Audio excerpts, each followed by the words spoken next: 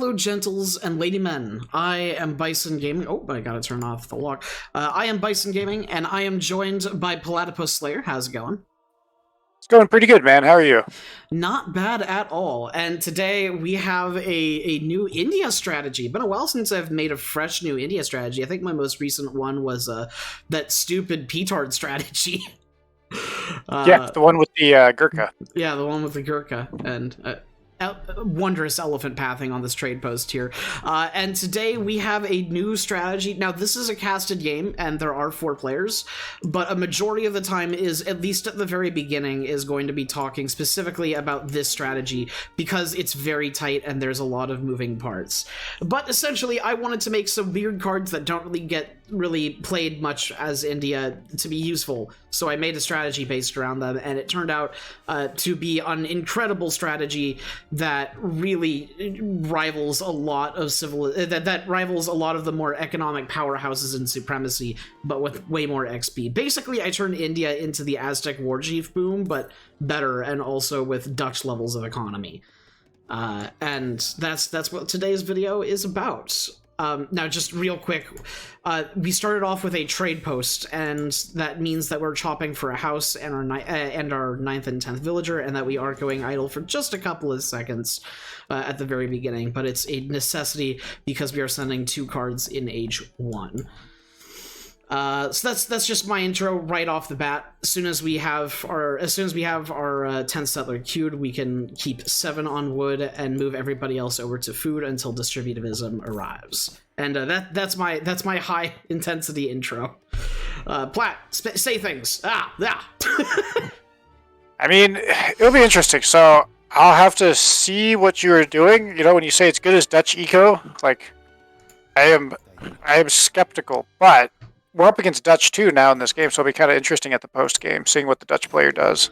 Exactly. And being able to compare it. So that's actually a good choice of words to theory to craft on.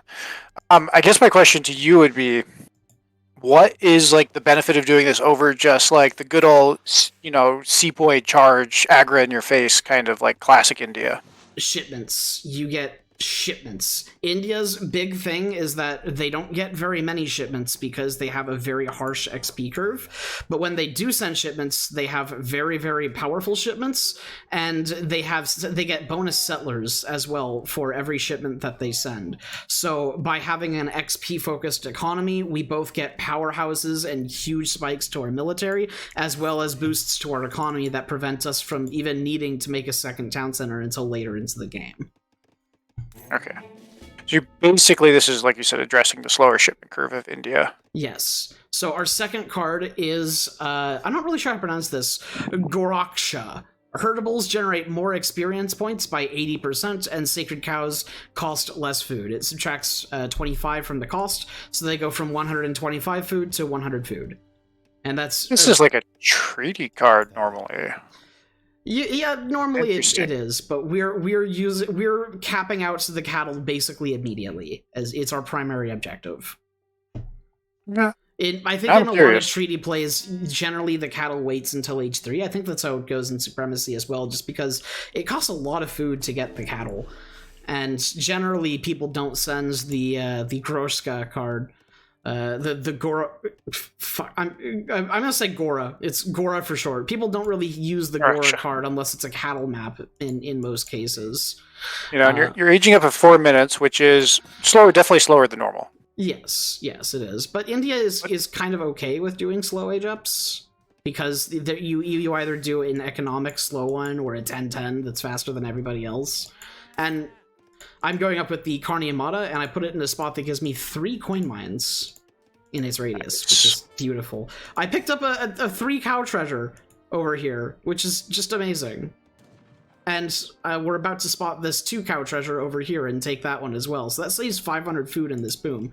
But in transition, as soon as distributivism arrives, I have only 4 settlers on wood and everybody else on food. 4 settlers plus distributivism gives you constant settler production. As soon as I transition... I'm in transition from age 1 to 2. It's 7 settlers on wood and everybody else on food. And we're using that excess wood to build sacred fields so that we can task our cows to it. Makes sense. Our cows currently are generating 0.22 coin per second, which is great. And with the sacred fields, that should be about doubled. We're gathering these 2 cows over here. And this is doable without cow treasures. I just happened to get them on this map, and it made it easier. It just takes a little bit longer when you don't have that. But momentarily we should see the sacred field go up. I'm actually a little bit late. This was this was one of my first test games with this online, and we're against an Ottoman player and a Dutch player. I've only used it in 2 games online so far, and the other game was against 2 Dutch players. So it's been up against 3 Dutch players and come out on top every time so far. Okay. So that's why I said it's comparable to Dutch. Right, and of course the sacred field, when you have the full amount, it's pretty good. Like, it's definitely but it's an investment, you know what I mean? So, like, you have to... So we need... I guess having, what, 5 cows? Yeah, so with the Carni Amato, we get 200 food, 200 wood, and 100 coin. We're using that 200 wood to build a caravanserai, so that we can train cavalry. And our primary unit in this strategy is going to be Zambra. We have a Camel Attack and Desert Terror in this deck. And we're sending 4 in logging, followed by 5 sepoy. And we're doing 5 sepoy because this is a bit of a slower strategy, and we need a little bit of extra defense. So yeah, momentarily we should see another sacred field coming up. Here's something I found out though. The cows that you claim and turn into sacred cows when you collect them as India are actually completely separate units from the cows that you train normally. I had no idea, and I don't know why that's the case, but it is. So, but you can't even, like, worst case scenario, run them over your buddies or slaughter them or something, right? Like, you're just... There's no food on them. Yeah, well, they don't have... They just generate XP. That's what sacred cows do. That's what all herdables do for India. I can't see... They have food on them, but I can't see the food. If I brought them over to an ally, they'd stop being sacred cows and be normal cows. But yet, for some reason, a cow. Yeah, but for some reason, they still count differently, and it actually matters in this game, believe it or not. I'm not just bringing that up as fun flavor. But now we have 20 cows working. We actually only have 19 because I was a dipshit and didn't realize this one wasn't working on the sacred field over here for the entire game. But after our 5 sepoy comes diplomatic intrigue, and you can see we're setting diplomatic intrigue. We don't quite have a consulate yet, but we should just be able to get the consulate up at about the same time that diplomatic intrigue arrives, if not a little bit later. So like it's like I said with this stuff where it's very, very tight, and we're starting to train Zambra as well because we've capped out our cows. It's a very, very tight build order. See, diplomatic intrigue arrives right as we get the 200 wood we need for our consulate. And currently, our military consists of 5 sepoy and 4 Zambra. Alright, Aztecs kind of hold the center there. I would imagine their job is to hold off or poke or just kind of keep the opponent, right? Because, I mean, obviously, if they rushed you, you guys would be in big trouble right now. But, right, that's kind of like a lot of players. Yeah, I know, big cat. Kind of pro. Kind of cat does not play a lot of Aztec, and says that they mostly just play Aztec when they're just trying to meme around. And in fact, their deck kind of reflects this, where it's nothing but unit shipments everywhere. No improvements, no economy, no nothing. Just unit shipments. Which actually matches the auto player pretty decently. But the Dutch player was going for economy a little bit more. But I was told, hey, there's a fast fortress, there's 2 Falcons going up here, and I'm like, oh, cool. Well, let's do some stuff then, because I have the Zams. These Zams are basically just Reuters, but better. Yeah. No, Zambra are amazing. They can struggle sometimes. I would be scared of those Azaps, but it looks like the combination of the Slingers and the Coyotes and that just absolutely wipes them. Yeah. Yeah, well, there was enough here that I was able to just kind of go in there and not worry about the Azaps just because there was Slingers nearby. But yeah, this push has basically been stopped. Going back over here, let's take a look at the economy. We're just getting our next shipments, and we've sent Grazing by this point. Now, Grazing is a card. Grazing is the card we sent after Diplomatic Intrigue, and using our Diplomatic Intrigue, we're going to go with the Ottoman allies, and then grab the Settler and the Azaptec. And we're also shipping Advanced Wonders to make all of our age ups faster. Right. I think it's an underutilized card, personally. Generally, it's not underutilized in the context of India, because they get so few shipments, you need to send better stuff. But in this game, like, I have this per shipment, why the fuck not, you know? And you've got essentially, what, 4 TPs there? Yeah, I have 20 cows, and each cow is giving me almost half an XP, so I'm getting about 8... I'm getting about 8 to 9 XP per second, which is comparable to a Warrior Priest boom, but done away earlier. Yeah, actually, because it's right. So it's doubling the. Okay, I see the XP now. Yeah, you're right. So each one's 2 cows is equivalent to 1 trade post, basically. So pretty much, yeah. And they're not going to be out of my base. But so what Grazing does, I want to talk about Grazing for a little bit. Grazing is a shit card in pretty much every circumstance except this strategy. It makes your India animals trickle resources. And specifically, it makes Sacred Cows trickle 0.08 coin per second. But here's the catch. Not these Sacred Cows, not the Treasure Sacred Cows. That's why I said it actually matters. I did not know this until after this game, when I was just doing some research on the game that I just played. But it makes Sacred Cows that you train trickle 0.08 coin per second. With 20 cows, which is what the cap should be, that's 1.6 coin per second, which is basically capitalism. Right? But then you also get 0.1 wood per second on every elephant, which is not super great, but it's nice that your explorers don't cause population. And 0.05 food per second on every camel, which is terrible with sours, but Zambaraks only cost 1 pop and they're cheap as shit, which is why we're making Zambaraks with this strategy. Because now we have 20 Zambaraks, that's an extra 1 food per second. And it just adds to our economy, and we can just train more Zambaraks all the time. We've already got our settler tech coming in. We're already at 43 vills between the Ottoman consulate, all the shipments that we've sent, and us training. And the Azaps are coming in, and then we're going to end relations and switch to either Great Britain or France, depending on how I feel. This game, it was Great Britain. And we're aging to 3 with Chalmanar Gate so that we can get Mansagars. And that'll also give us a Mahout as an age-up bonus. And yeah, everything is just going in full swing right now. I have more settlers than everyone else on the map at this point, by wide margin, and a gigantic XP factory. There's a tech that I have not researched yet that costs about 150 resources at the Sacred Field that bumps this bottom XP here from 0.21 to 0.23 for just that little bit of extra bonus, you know? Why not? Alright. And kinda had just discovered that these trickle XP. I didn't even know that, jeez. Yep. it's a thing. I know they're like a shipment point too, right? Because it kind of like a tower. Oh, here's the tech. Yeah, they are a shipment point. They're like half a trade post and also they're half a trade post and a watchtower, is what they are.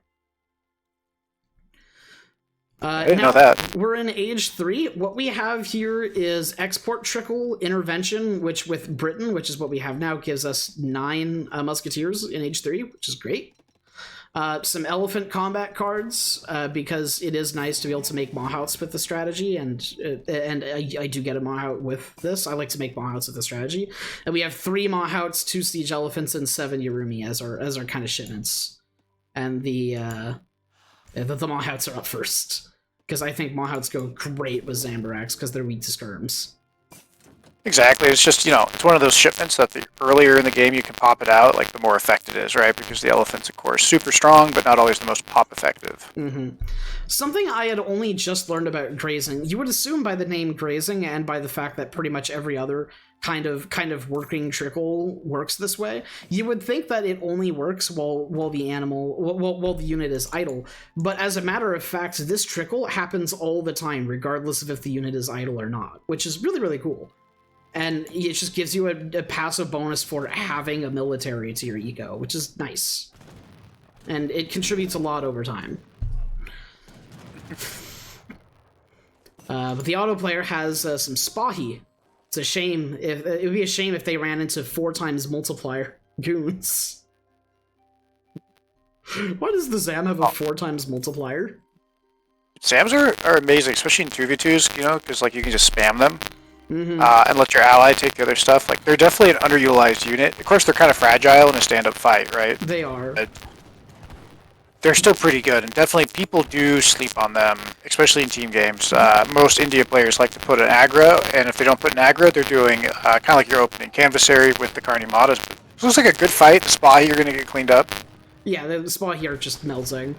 Look at how the Zams just compare to the... these guys have 24 attack with the 4 times multiplier and 168 HP versus the Reuters 168 HP with 16 attack and only a 3 times multiplier. And they're also slower than the Zambra, which is very funny. Just the Reuters just outclassed. I get to out eco Dutch and out one pop goon them. It's very entertaining. Yeah, no, Reuters are, I mean, they're a solid unit, but they're definitely not like the S-tier goon. I do think that Reuters, the one thing that Reuters really, really have over Zams is they pack in a lot tighter. It's a lot easier to get Reuters in and out of combat because they are packed so tightly together that you can get all of them firing on somebody way, way faster than you can with Zams. Sure, well, of course, they're coin-weighted, right, which does synergize with Dutch very well, but like you said, I mean, the economy's booming for India, so the coin cost of these Zambrax isn't necessarily a problem at this point. Ooh, Abbas just walking in, that's always generous. The fort just got destroyed by these Mahouts, and now the Mahouts are going to go clean up these skirmishers over here. You get 4 Mahouts, 3 from the Shipment and 1 from the Age Up, makes for a very potent combo. And now my Zambrax are pulled out because my Mansabdar got sniped, so I'm trying to train a new Mansabdar from the gate. And this whole time, these units have just been giving me more resources. It's great. I forgot. I didn't realize that these guys were still alive. I would have pulled them back had I noticed, but they ended up killing 3 of these. 3 of those dudes. One more times. I'm at 23 Zams. Oh wait, no, I'm at 28 Zams currently. So that's something equivalent to like 1, 2. And that's after using a bunch it's like, of them. All right. Well, it's basically you have a popless about 1 to 2 villas on food, And then you get to send these Yurumi. Yurumi are such an insane unit. I love Yurumi. And I also got P-Tards just for fun at the consulate as well. The P-Tards don't really do much in this game, I will say that. But at this point, I'm just kind of chilling. I can buy a bunch of food and go up to the next stage if I want, which I think I do pretty soon. Because I accidentally kind of weighted myself more towards coin. But I've just recently picked up a second town center. It's been up for exactly 2 villagers worth, and you can tell because I haven't set a point on it yet.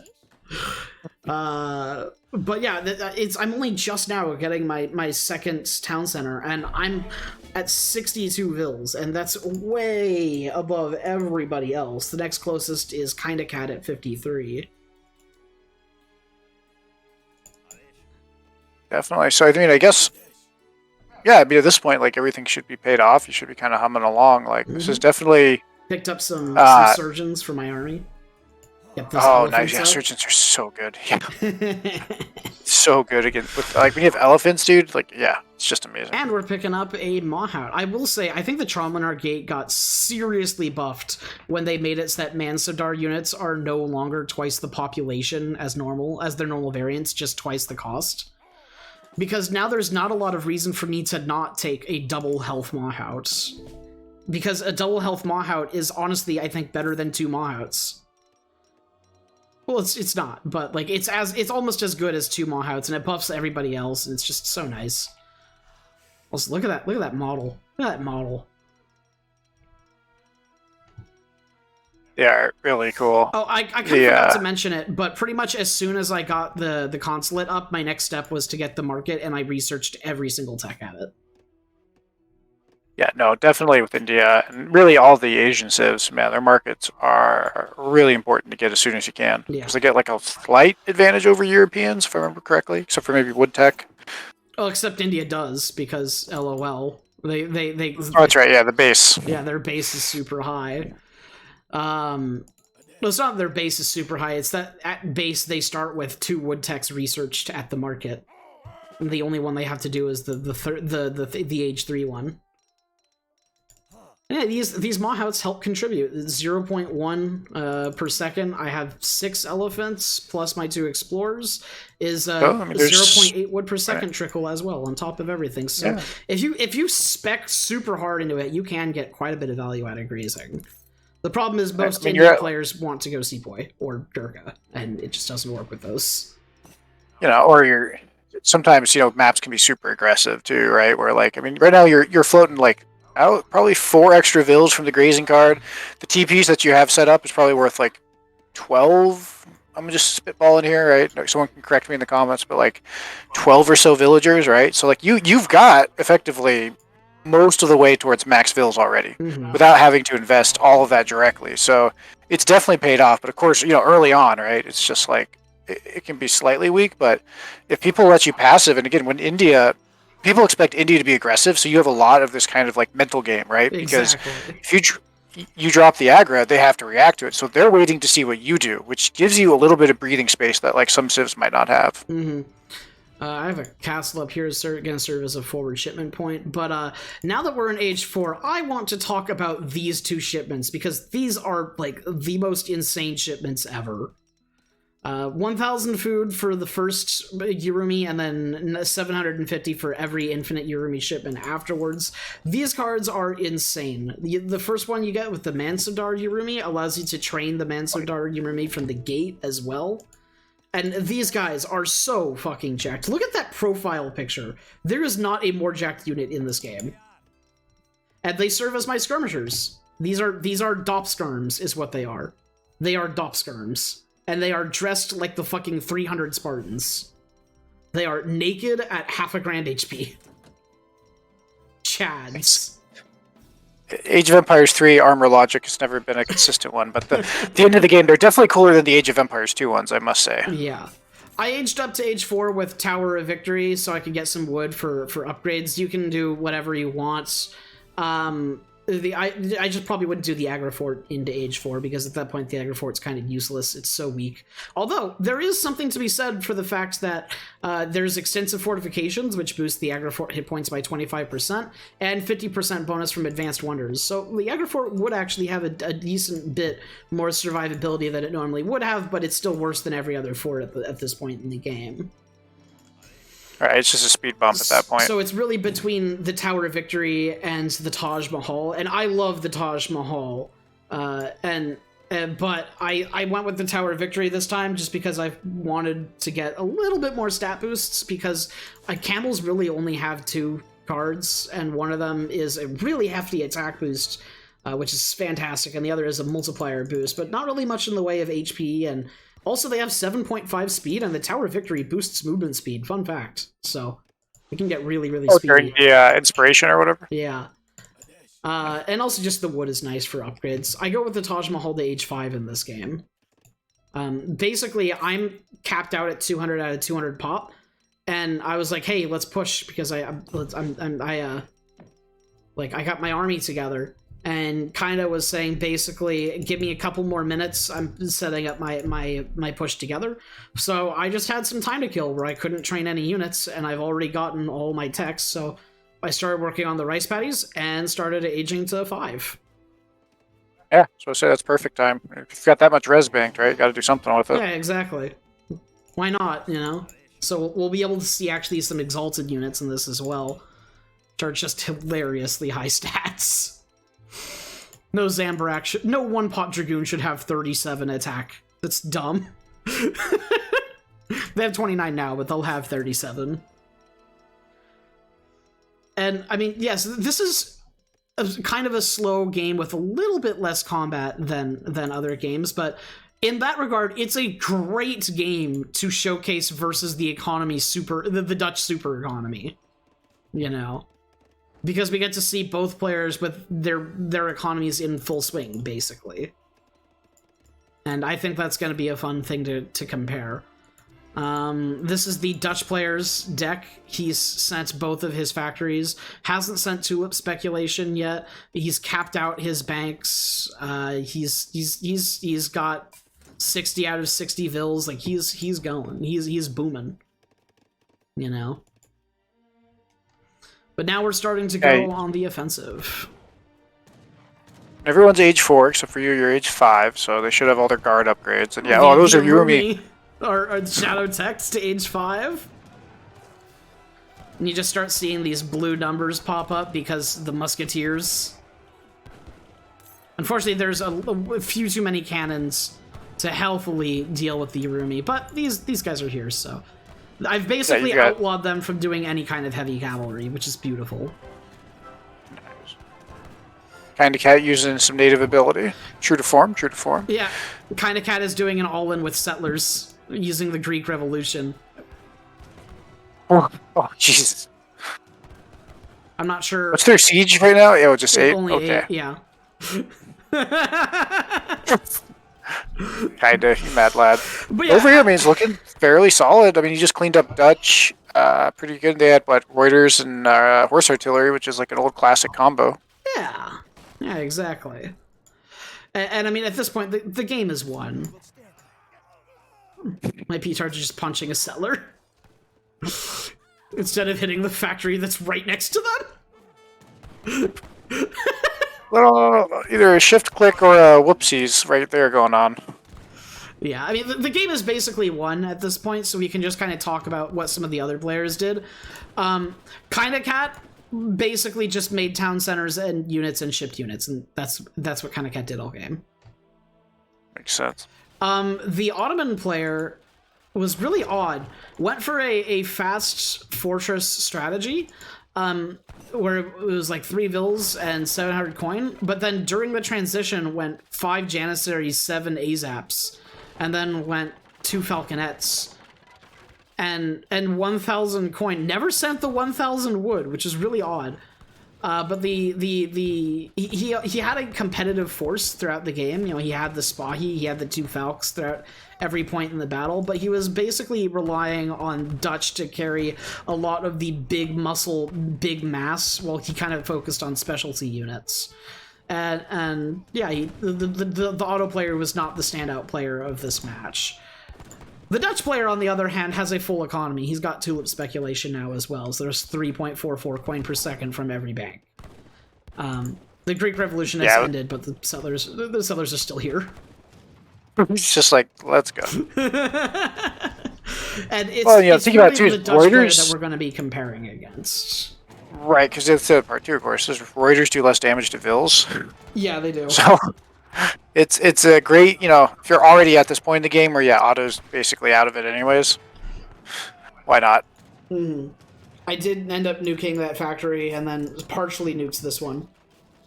Fun facts, P-Tards Shadow Tech to age 4, but they don't get any benefit in age 5. I had no idea. Oh, nice, he goes USA as one last desperate stand. Yeah.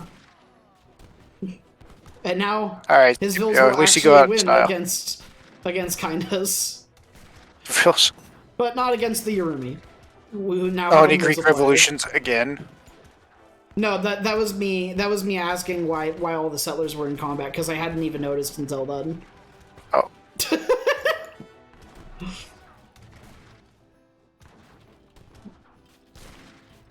Oh yeah, and that fort's not going to go up with Skull Knights on it. No, it's not.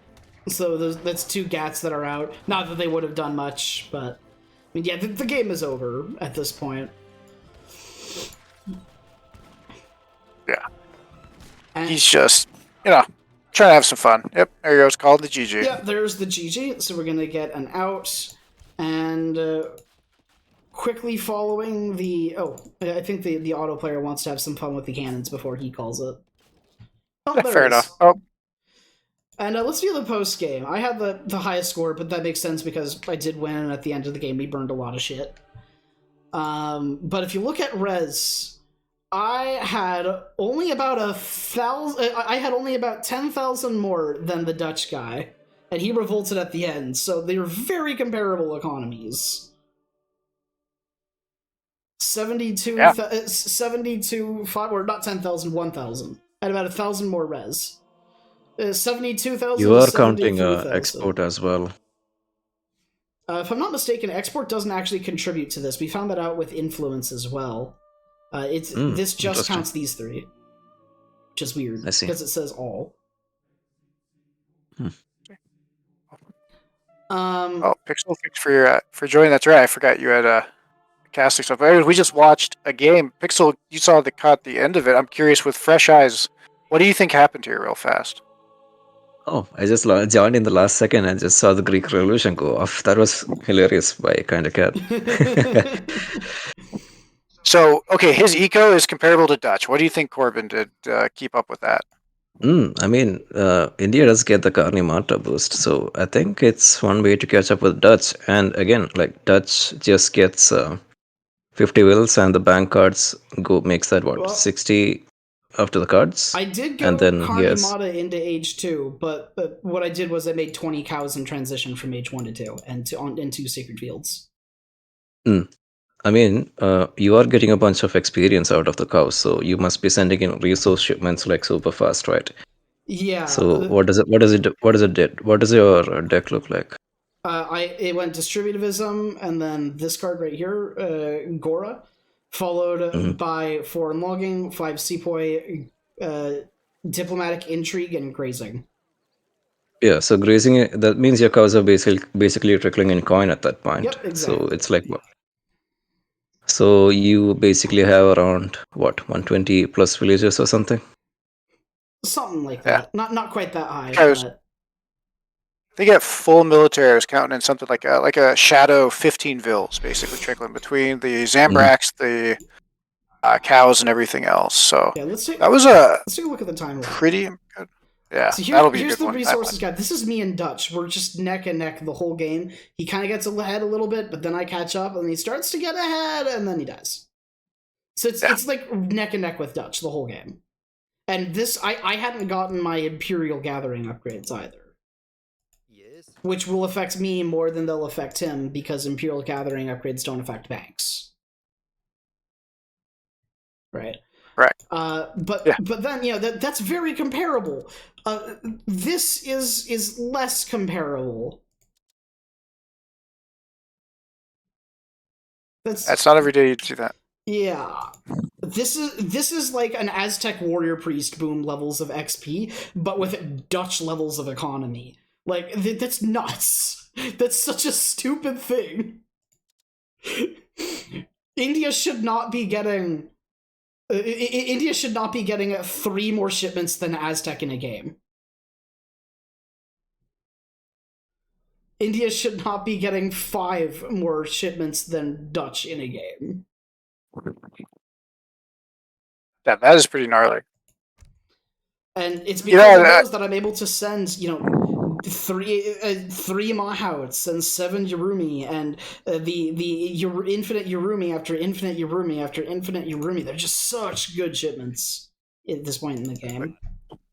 I would say, looking at this, like I said, I'm not a pro or that well versed in Treaty India, but a lot of those cards were definitely things that you would consider like a treaty level of greed, right? Like when you have that much time to set up. But I mean, you guys had, if you look at the military graph, you guys had some pressure on at around what, 8:30, something like that. So I mean, that's actually within the realm of a very passive, team or 2v2 game. Yeah. Like that's not unheard I of. had treaty levels of economy, but was still able to mass an age 2 and get a defense going.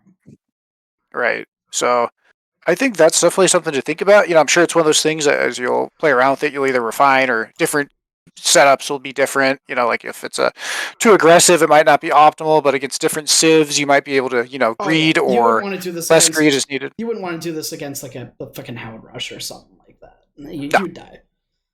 Yeah, but I think it's really interesting, and I think it's something that's unexplored a lot. I think India right now is kind of not as popular because a lot of the nerfs have hurt that traditional like rush meta for India. So I'm kind of interested to see how this evolves as the game goes.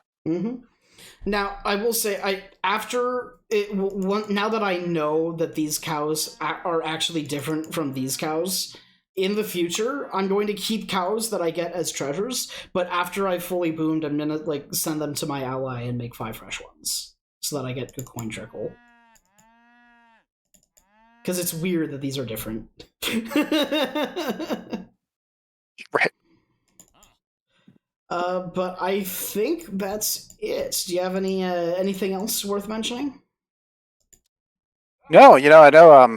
Said Pixel Buggy jumped in there for a second. And he was kind of looking at stuff. I definitely think that it was a pretty interesting concept that I think had a little bit of legs, like behind it, with the timings and stuff. It's very, very tight at the very beginning. Like you're only just barely getting the wood you need to get each next step as you get the shipment for it. I think the only thing I would have added is if you would have been able to cap that back trade line, like your XP curve would have been just off the chain. But I think at this point it didn't matter. Like just having the equivalent of what each cow is trickling almost 0.5, so every 2 cows is a TP. Like for 200 food, that's not a bad deal. I mean, it takes time to pay off, but that's the equivalent of what, 5 TPs per sacred field. Like that's just incredible. And this was kind of designed around grazing as a concept, where I wanted to see if I could make grazing work. And it was also just based on, they nerfed India's XP curve, and especially now, as silly as it sounds, even when the cows don't have their buff and they only give 0.12 XP per second, where it takes 9 seconds for them to give you 1 XP, if you just get a couple herdables on the map, you feel it with India. You feel the difference. You feel that you're getting shipments faster. So I just wanted to see if I could just take that to the extreme, and apparently it works real well. Yeah, it does. Well, awesome, man. It was good to see. Yeah. All right, thank you so much for watching, gentles and ladymen. Have a great day, and goodbye.